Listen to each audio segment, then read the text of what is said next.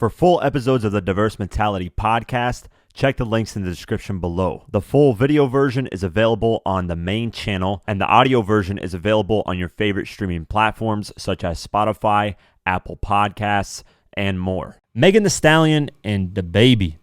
As you guys know, DaBaby did a song with Tory Lanez. They shot a music video for it. I haven't checked it out. Me personally, I'm not a big DaBaby fan, and I'm definitely not a big Tory Lanez fan. I think Tory Lanez isn't that good musically. I never cared about the Megan Thee Stallion shooting, because prior to that, I didn't really like Tory Lanez. So it doesn't matter to me. This shooting doesn't affect me on his music. I just never really got into Tory Lanez's music. I don't think he's that good of an artist. Yeah, he's got a couple great tracks here and there, but like if Tory Lanez drops a project, I don't really check for it. I mean, it's no disrespect to him. His music it's sometimes people's voices, like who's the guy? Big Sean. Like, no disrespect to Big Sean. Great music. He's got records here and there, but his voice I could never get into. And that's the same thing with Tory Lanez. Like that whole singing and then rapping, and I just never really got into it. So what initially has gone on after the video dropped with Tory Lanez DaBaby, Megan Thee Stallion unfollowed DaBaby on Instagram. And somebody noticed. I don't know how the fuck are people noticing unfollows on people's accounts, like celebrities? Like, do you sit there and refresh the shit every day? Like, that's so weird to notice someone unfollowed somebody. Like, I guess that's what these fucking blog sites have to do. I guess that's their job. But that's very weird. I never understood, like, yo, this person unfollowed this person, they got beef, or this happened. I don't know why people pay attention to that shit. I've never paid attention to that stuff. So first, the unfollow happened, and then let me go over the article because I want to get this in chronological order. We're great friends until allegedly, the song came out. Inquiring fans did some research and found out Megan is no longer following DaBaby on Instagram, even though Megan hit the unfollow button. DaBaby is still following her on his page. Tension started to boil in January when word got out DaBaby linked up with Tory Lanez on a song. Megan responded to the fiasco on Twitter saying, "Nice try," with crying, laughing emojis attached. That shit was old and not cleared. Meg wrote in another tweet, "Crybaby video dropping soon." So that was a while ago. Because we got word of DaBaby and Tory Lanez doing a track together a while ago, but she said the song was old and not cleared. So then the Megan finally unfollowed DaBaby. One fan tweeted, "I'm glad she's done with him for good." Second person added, "No more Megan DaBaby collabs. I'm so glad we finally heal." Following this, though, a slew of Twitter words were released. So what ended up happening was, first, DaBaby retweeted somebody on his Twitter page, and the tweet was pretty disrespectful. This is what the tweet said, the tweet that he retweeted. It said, "I guess DaBaby and Tory Lanez cool now because they both shot somebody and don't have to do no jail time." So obviously this guy's referring to Tory Lanez shooting Megan Thee Stallion, and DaBaby caught a body in Walmart a while ago when self-defense. He retweeted that, not really thinking anything of it. And then he basically said, "Listen, I didn't retweet that shit. I don't know. What are you guys talking about? Like, I never retweeted that," which we don't know, because it looks like his tweet blew up, this guy's tweet. So usually if a tweet blows up, if the celebrity retweeted it, it makes sense, because usually that's how tweets blow up. If somebody big retweets it.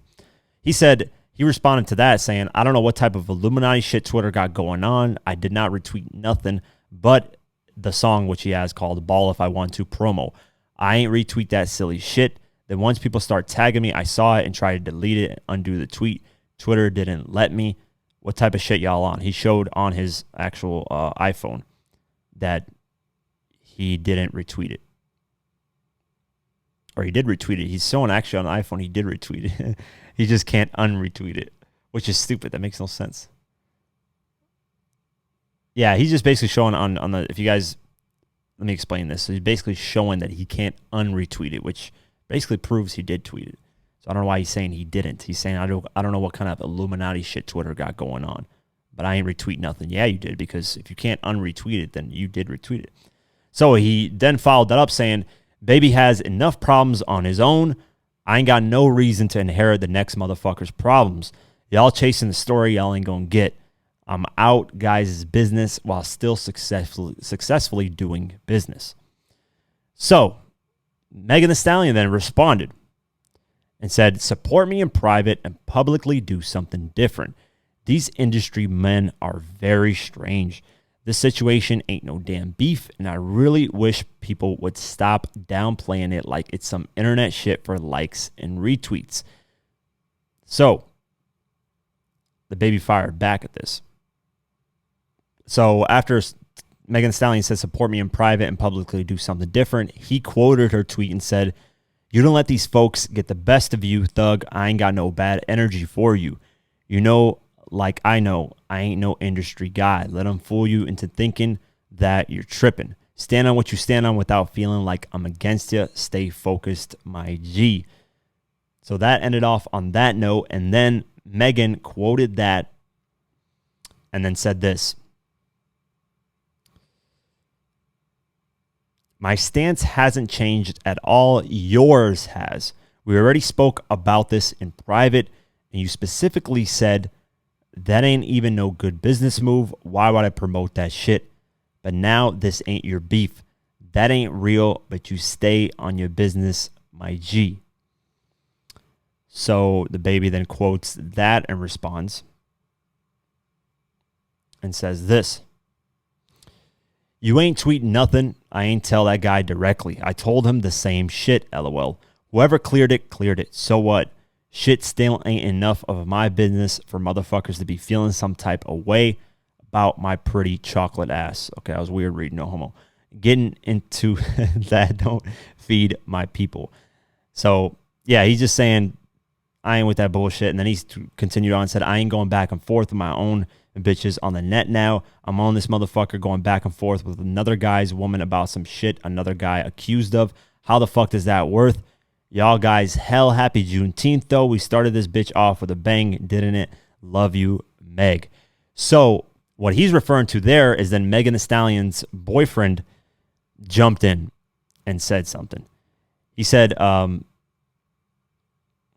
you're a clown-ass guy doing clown-ass shit and trying to backpedal. That's what it is. You don't ever gotta address her again. And then he quotes that. DaBaby quotes that and says, you must not know about me. You must not know about me. And then he said, this matter ain't about no public opinion or internet beef.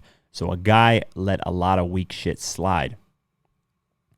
You guys is corny. A lot of you women is corny. Any guy that shoots a woman is pussy. Any guy that sides with it, condones it, affiliates themselves with the stands behind that, the type of behavior is bitch. Any woman that supports it for any reason is a fucking sad, bitter, or confused.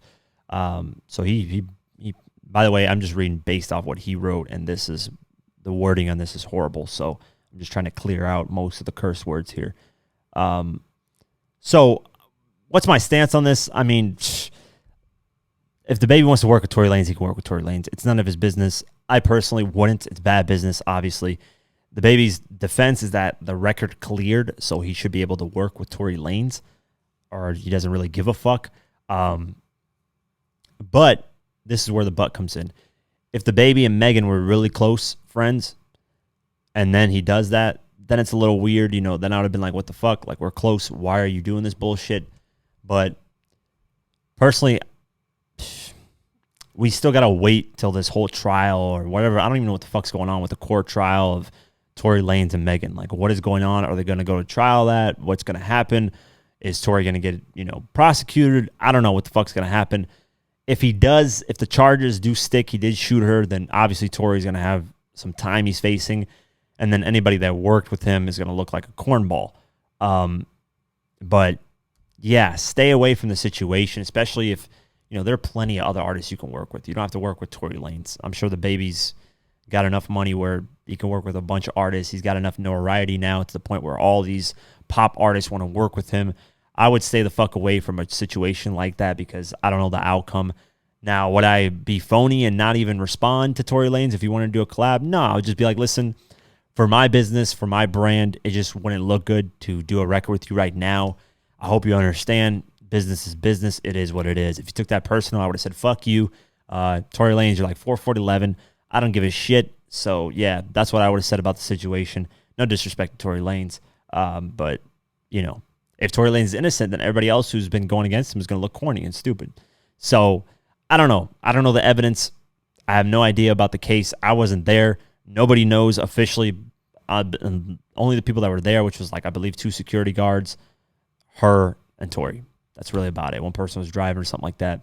Those are the only 4 people that knew exactly what happened that night. And we'll find out later down the road, I'm sure. All that information is going to come out. But them going back and forth about it, Megan's point is right, though. If he did say something behind the scenes and say, listen, that's bad business, I want to do it, and then goes and does it, that's kind of corny. That's definitely two-faced. Megan, though, shouldn't really... The problem with Megan is that she takes a lot of what's said on the internet personally, and it's the internet. You can never win on the internet. Let me just make that clear. You'll never win on the internet. Internet is full of people who clown, people who troll, who are just trying to get a reaction out of you. I realized that a long time ago. Like, I would respond to people and I'd be like, fuck you and all this and all that bullshit. And I'd be like, man, what am I doing? I'm just wasting my time. I'm wasting minutes, hours sometimes. Not hours. Okay, I want to be on fucking Twitter responding to people for hours. But I waste a good amount of time, 10 to 20 minutes responding to people hating or just saying stupid shit just for a reaction. And the older I got, the more I was like, because Megan's my age. She's born in 1995, so I don't know what her birthday is, but she's my age. She's born in 1995, so she's 25, 26. By then, you should be mature. You should know a lot of it's trolling. Now, I do understand, you're human. You're going to respond to some shit even when you don't want to.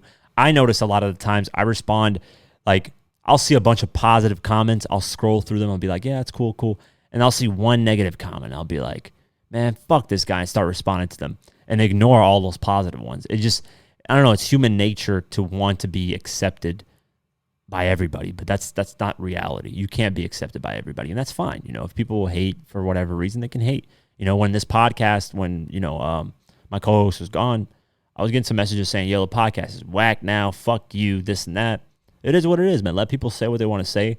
I say thank you for at least listening at the time being, and it is what it is. So you're going to get, you're not going to please everybody. Like I said, it's the 10 people rule.